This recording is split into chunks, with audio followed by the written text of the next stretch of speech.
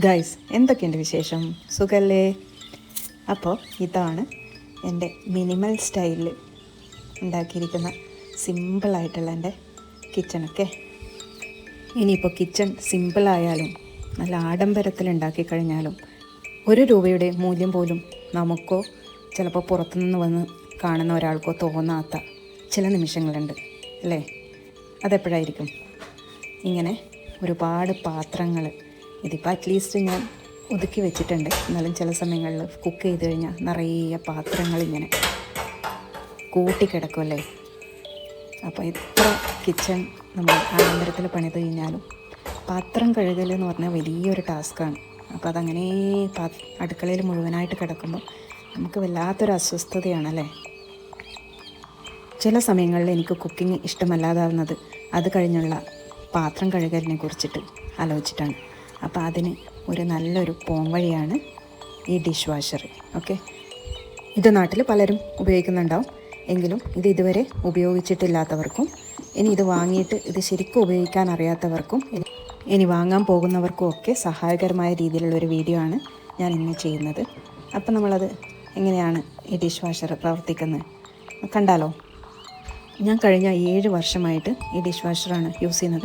ഇതിൻ്റെ പുറത്തുള്ള കവറുണ്ടല്ലോ, അത് ഇൻറ്റീരിയർ ചെയ്യുന്ന അവർ തന്നെ ഉണ്ടാക്കി തരുന്നതാണ്. കാരണം മിക്കവാറും അവർ പുറമേയുള്ള ഔട്ടർ കവർ ഇല്ലാതെയാണ് ഡിഷ് വാഷർ തരുക. കാരണം നമ്മുടെ കിച്ചൻ്റെ ആ തീമിനനുസരിച്ചിട്ട് നമുക്ക് കളറ് വെക്കാൻ വേണ്ടിയിട്ട്. ഇനി വർക്ക് ഏരിയയിലാണ് വെക്കുന്നതെങ്കിൽ നിങ്ങൾ കുറച്ചും കൂടി ഹൈറ്റിൽ വെക്കാൻ ശ്രമിക്കുക. കുറച്ച് 1-2 കല്ലൊക്കെ കെട്ടിയിട്ട് അതിൻ്റെ മുകളിൽ വെക്കുകയാണെങ്കിൽ നിങ്ങൾക്ക് ഇങ്ങനെ പാത്രങ്ങൾ വെക്കുമ്പം അധികം നടുവേദനയൊക്കെ ഉള്ളവർക്ക് അധികം കുനിഞ്ഞിട്ടൊന്നും പാത്രം വെക്കേണ്ട ആവശ്യമില്ല. പക്ഷേ സാധാരണ നിങ്ങൾ കിച്ചണിലാണ് വെക്കുന്നുണ്ടെങ്കിൽ പിന്നെ ഇതേപോലെ ഹൈറ്റിൽ വെച്ചോളൂ. അപ്പോൾ നമുക്കിതൊന്ന് തുറന്നിട്ട് ഇതിൻ്റെ ഉള്ളൊന്ന് കാണാം. നോക്കൂ, ഇപ്പോൾ ഇതിങ്ങനെയാണ് കാണാൻ. ഇതിന് ഓൾറെഡി കുറച്ച് പാത്രങ്ങളുണ്ട്. പാത്രം കഴുകി കഴിഞ്ഞാലും അത് അങ്ങനെ തന്നെ നമുക്ക് വെക്കാം. നമുക്ക് ആവശ്യത്തിന് മാത്രം എടുത്താൽ മതി. ഇപ്പം ഞാൻ മുമ്പേ കഴുകി വെച്ച പാത്രങ്ങളാണ്. അപ്പോൾ ഇങ്ങനെ 2 തട്ടുണ്ടാവും. ഞാൻ സാധാരണ രാത്രി എല്ലാ പാത്രങ്ങളും ഇതിൽ വെച്ചിട്ട് ഓണാക്കിയിട്ട് കിടക്കുമ്പോഴത്തേക്ക് രാവിലെ നല്ല ചൂട് വെള്ളത്തിൽ കഴുകിയിട്ട് പാത്രങ്ങൾ വരും.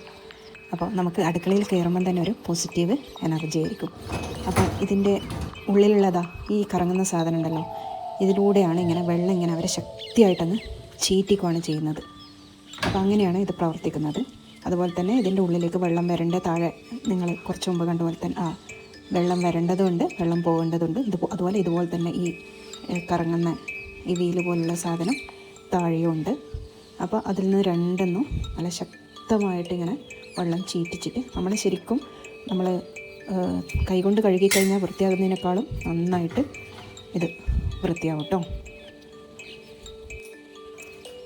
ഇവിടെയാണ് അതിൻ്റെ പൗഡർ ഇടേണ്ടത്. അത് ഞാൻ ഇടുമ്പം കാണിച്ചു തരാം. ഇനി ഞാൻ ഈ പാത്രമൊക്കെ മാറ്റിയിട്ട് നമുക്ക് കഴുകേണ്ട പാത്രം എടുത്ത് വെക്കാം.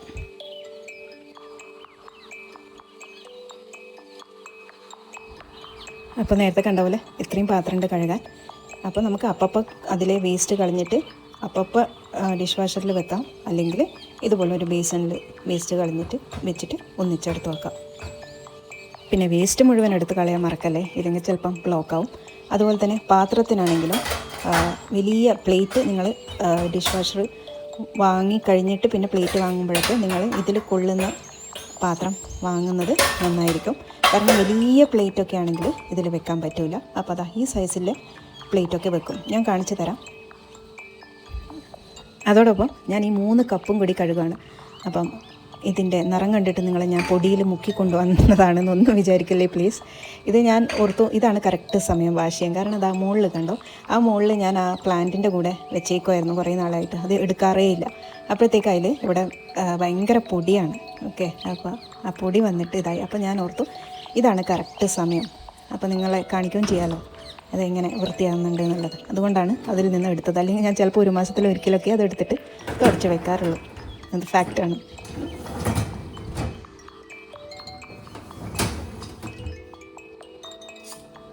ഇതാണ് സ്പൂണ് വെക്കേണ്ട സ്ഥലം. അപ്പം ഇവിടെ ഒരുപാട് സ്പൂൺ എന്നും കഴുകാനുണ്ടാവും. അതും ശരിക്കും സ്പൂണാണ് നമ്മൾ ചൂടുവെള്ളത്തിലൊക്കെ കഴുകിയിട്ട് യൂസ് ചെയ്യേണ്ടത്. അപ്പോൾ അത് ഇതിൽ വെക്കുന്നത് വളരെയധികം ഉപകാരപ്പെടും. ഇത് ശരിക്കും നല്ല ഹൈജീനിക്കായിട്ട് നമുക്ക് കിട്ടുവാണ്. അപ്പോൾ നമുക്കിനി ഇത് വെക്കാം. ഇത് ചെറിയ പാത്രങ്ങളൊക്കെ വെക്കേണ്ടത് ഇവിടെയാണ് കേട്ടോ. അതിൽ കപ്പ്, ഗ്ലാസ് അതൊക്കെ ഇവിടെ ഇങ്ങനെ വെക്കാം. ഇനിയിപ്പം ചിലപ്പോൾ അങ്ങോട്ടും ഇങ്ങോട്ടും നീങ്ങാണ്ടിരിക്കാൻ വേണ്ടിയിട്ട് ചിലപ്പോൾ ആ കപ്പിൻ്റെ പിടിക്കുന്ന അത് നമുക്ക് എവിടെയെങ്കിലും ഇതിൽ തൂക്കിയിടാം. അങ്ങനെയൊക്കെ ചെയ്യാം കേട്ടോ.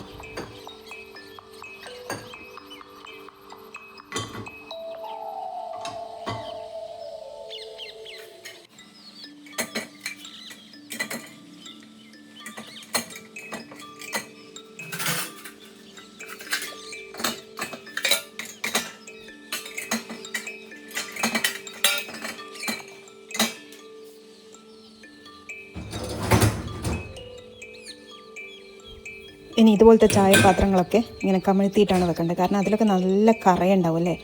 ശരിക്കും ഒരു തവണ പാൽ കാച്ചിട്ട് പിന്നെ രണ്ടാമത്തെ തവണ അതേ പാലും എടുത്ത് നമ്മൾ ചായ വെക്കുകയാണെങ്കിൽ ആ കറ കളയണമെങ്കിൽ നല്ല പണിയാണ്. അപ്പം അതൊക്കെ നന്നായിട്ട് ഇതിൽ വൃത്തിയാവും. പിന്നെ ഞാൻ പൊതുവേ ഒരു കാര്യം പറയുകയാണെങ്കിൽ ഞാൻ അലുമിനിയം പാത്രം ഇതിൽ വെക്കാറില്ല.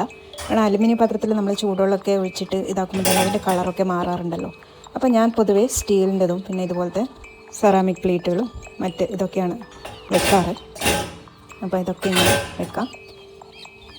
ഇനി തവിയൊക്കെ നിങ്ങൾക്ക് ഇടയ്ക്ക് ഇങ്ങനെ കയറ്റി വെക്കാം. അല്ലെങ്കിൽ ഇവിടെ വെച്ചിട്ട് അവിടെ ഒരു സാധനമുണ്ട്, അതിങ്ങനെ വെച്ച് ഇതാക്കി കഴിഞ്ഞാൽ അങ്ങോട്ടും ഇങ്ങോട്ടൊന്നും അനങ്ങില്ല. പിന്നെ കുഞ്ഞു പാത്രങ്ങളൊക്കെ ഇങ്ങനെ വെക്കാം കേട്ടോ. കുഞ്ഞു ബൗൾസൊക്കെ ഇങ്ങനെ നിറയെ രണ്ട് സൈഡിലും വെക്കാൻ പറ്റും. എനിക്കിപ്പോൾ എത്ര പാത്രങ്ങൾ മാത്രമേ ഉള്ളൂ.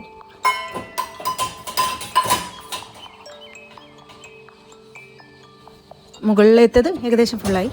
ഇനി താഴെ കുറച്ച് ബാക്കിയുള്ള സ്പൂണും കൂടി ഞാൻ വെച്ചിട്ടിട്ട് അതിനുശേഷം ഞാൻ വലിയ പ്ലേറ്റ് വെച്ച് കഴിഞ്ഞാൽ എന്താണ് സംഭവിക്കുകയെന്ന് ഞാൻ പറയാം. വലിയ പ്ലേറ്റ് വെക്കുവാണെങ്കിൽ നിങ്ങൾ ചിലപ്പം ആ മുകളിലത്തേൽ വേണമെങ്കിൽ കമിഴ്ത്തി വെക്കാം. പക്ഷേ അന്നേരം കുറേ പാത്രങ്ങൾ വെക്കാൻ പറ്റില്ല. അപ്പോൾ ഈ സൈസുള്ള പ്ലേറ്റുകളാണ് ഞാൻ നേരത്തെ പറഞ്ഞ പോലെ വെക്കേണ്ടത്. ഞാൻ പിറകിൽ കണ്ടില്ലേ വലിയൊരു പ്ലേറ്റ്, അത് വെക്കുമ്പോൾ ആ കറങ്ങുന്ന ഫാൻ അതിന് ചിലപ്പോൾ ടച്ച് ചെയ്യാൻ ചാൻസ് ഉണ്ട്. അപ്പോൾ അത് നന്നായിട്ട് കറങ്ങൂല, അതിൻ്റെ കറക്കം കുറച്ച് സ്ലോ ആവും. അപ്പോൾ നമുക്ക് പാത്രം അത്ര നന്നായിട്ട് വൃത്തിയാവില്ല. അപ്പം ആർക്കെങ്കിലും ഇത് വാങ്ങിയിട്ട് പാത്രം വൃത്തിയാകുന്നില്ല എന്ന് പറയുന്നുണ്ടെങ്കിൽ 2 റീസൺ കൊണ്ടാണ്.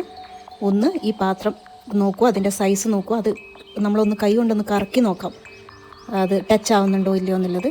പിന്നെ രണ്ടാമത്തത് കറക്റ്റ് പൗഡർ യൂസ് ചെയ്യുക എന്നുള്ളതാണ്. ഡിഷ് വാഷറിന് വേണ്ടിയിട്ട് മാത്രമല്ല, നമ്മൾ സാധാരണ പൗഡർ യൂസ് ചെയ്യാൻ പാടില്ല. ഡിഷ് വാഷറിന് മാത്രമല്ല, ഞാൻ താഴെ ടാഗ് ചെയ്യാം കേട്ടോ. അതാണ് ഞാൻ വർഷങ്ങളായിട്ട് യൂസ് ചെയ്യുന്നത്. കാരണം ഞാൻ ചില ഡിഷ് വാഷറിന് യൂസ് ചെയ്യുന്ന ചില ലോക്കൽ ഇതൊക്കെ എടുത്തിട്ട് അതാദ്യം അങ്ങ് വൃത്തിയാവുന്നില്ലായിരുന്നു. അപ്പോൾ ഇവർ തന്നെ റെക്കമെൻഡ് ചെയ്യുന്ന കുറേ പൗഡേഴ്സ് ഉണ്ട്.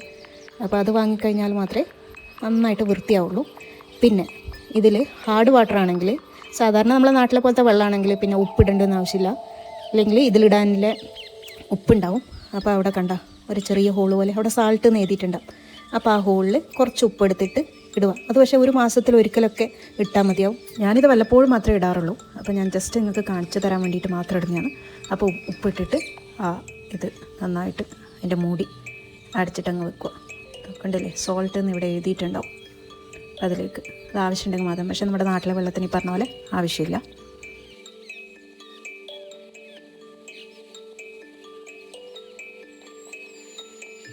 ഇനി ഇത് കഴുകേണ്ട പൗഡർ നമുക്കിടാം. അത് നല്ല പൗഡർ തന്നെ വാങ്ങാൻ നോക്കുക. ഞാൻ സാധാരണയായിട്ട് യൂസ് ചെയ്യാറുള്ള പൗഡറിൻ്റെ ലിങ്ക് കിട്ടുവാണെങ്കിൽ ഞാൻ താഴെ ടാഗ് ചെയ്തേക്കാം കേട്ടോ. കാരണം നിങ്ങൾ ലോക്കൽ പൗഡർ ഉപയോഗിച്ച് കഴിഞ്ഞാലും ചിലപ്പം വൃത്തിയാവണമെന്നില്ല. പിന്നെ റിൻസ് എന്ന് പറഞ്ഞിട്ടുണ്ട്. അത് തൊട്ടടുത്ത് കണ്ടില്ലേ ഒരു ചെറിയ ഹോള്, അത് തുറന്നിട്ട് ആ ലിക്വിഡ് അതും ഇടയ്ക്ക് ഒഴിച്ചു കൊടുക്കുക. അത് എപ്പോഴും ഒഴിക്കണമെന്നൊന്നുമില്ല, 2-3 ദിവസത്തിൽ ഒരിക്കലൊക്കെ അത് ഒഴിച്ചു കൊടുക്കാം. ഇതിപ്പം ആ പൗഡർ ഞാൻ ഒരു പാത്രത്തിലിട്ട് വെച്ചിട്ട് ജസ്റ്റ് 1 സ്പൂണ് മതി. എന്നിട്ട് അതിൽ ഇട്ട് കൊടുക്കുകയാണ്. ഞാൻ സാധാരണയായിട്ട് 2-3 ബ്രാൻഡിൻ്റെയാണ് വാങ്ങാറ്. അതൊക്കെ ലിങ്ക് കിട്ടുവാണെങ്കിൽ ഞാൻ താഴെ ടാഗ് ചെയ്തേക്കാം കേട്ടോ. എന്നിട്ട് ഇതിൽ മൂടി അടക്കാൻ പറ്റണം, ഓവർ ഫില്ലാക്കാൻ പാടില്ല. എന്നിട്ട് ഇതങ്ങ് പ്രസ് ചെയ്ത് കഴിഞ്ഞാൽ ഇതടച്ചു. ഇനി അടക്കുമ്പോൾ ഡോറിനാണ് ഇതിൻ്റെ സെറ്റിങ്സ് ഉള്ളത്. ആദ്യം പവർ പ്രസ് ചെയ്യുക. അത് കഴിഞ്ഞതിന് ശേഷം അതിൽ പ്രോഗ്രാം ഉണ്ടാവും. അപ്പോൾ നമുക്ക് ഏത് വേണമെങ്കിലും സെലക്ട് ചെയ്യാം.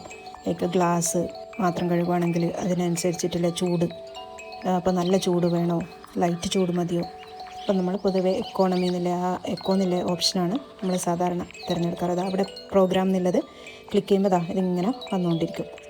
അപ്പോൾ നമ്മൾ സാധാരണ എക്കോണമി എന്നുള്ളതാണ് അതിൽ ഇട്ട് കഴിഞ്ഞാൽ സാധാരണ നമ്മുടെ റഫായിട്ടുള്ള ഇതൊക്കെ ഇതാക്കാം. എന്നിട്ട് ജസ്റ്റ് സെലക്ട് ചെയ്തതിന് ശേഷം ജസ്റ്റ് അങ്ങ് അടക്കുക, അറിയുന്നില്ല.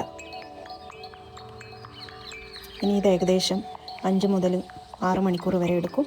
അതിന് ശേഷം ഒരു സൗണ്ട് വരും, കഴിഞ്ഞൊന്നുമില്ലേ. പൊതുവേ നമ്മൾ രാത്രി വെക്കുവാണെങ്കിൽ രാവിലത്തേക്ക് എന്തായാലും ആവും, ഇല്ലെങ്കിൽ ഒരു 5-6 മണിക്കൂർ. എന്നിട്ട് നമുക്ക് റിലാക്സ്ഡ് ആയിട്ട് ഇരിക്കാം. നമ്മൾ പാത്രം കഴുകാൻ വേണ്ടിയിട്ട് എത്ര സമയമാണ് വേസ്റ്റ് ചെയ്യുന്നത്, അത് ഉരച്ച് ഇതാക്കിയിട്ട്.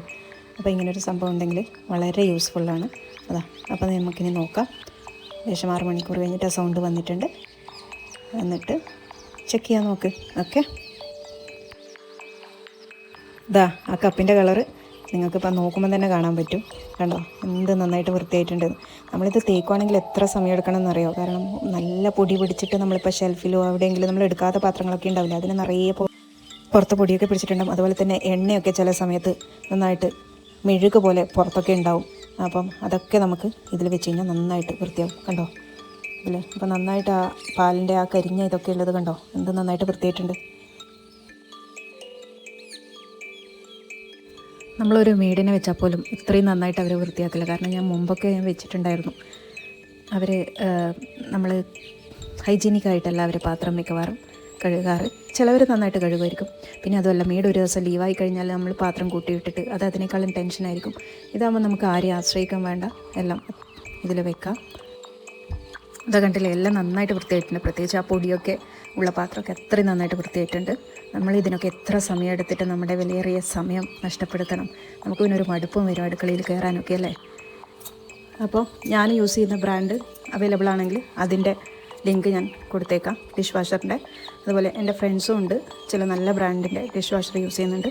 അതുണ്ടെങ്കിൽ ഞാൻ താഴെ ലിങ്ക് കൊടുത്തേക്കാം കേട്ടോ. അപ്പോൾ ഇന്ന് ഇത്രയേ ഉള്ളൂ ഗായ്സ്. വീഡിയോ ഇഷ്ടപ്പെടുകയാണെങ്കിൽ ഒന്ന് ലൈക്ക് ചെയ്ത് സബ്സ്ക്രൈബ് ചെയ്യണേ. വീണ്ടും കാണാം. ബൈ.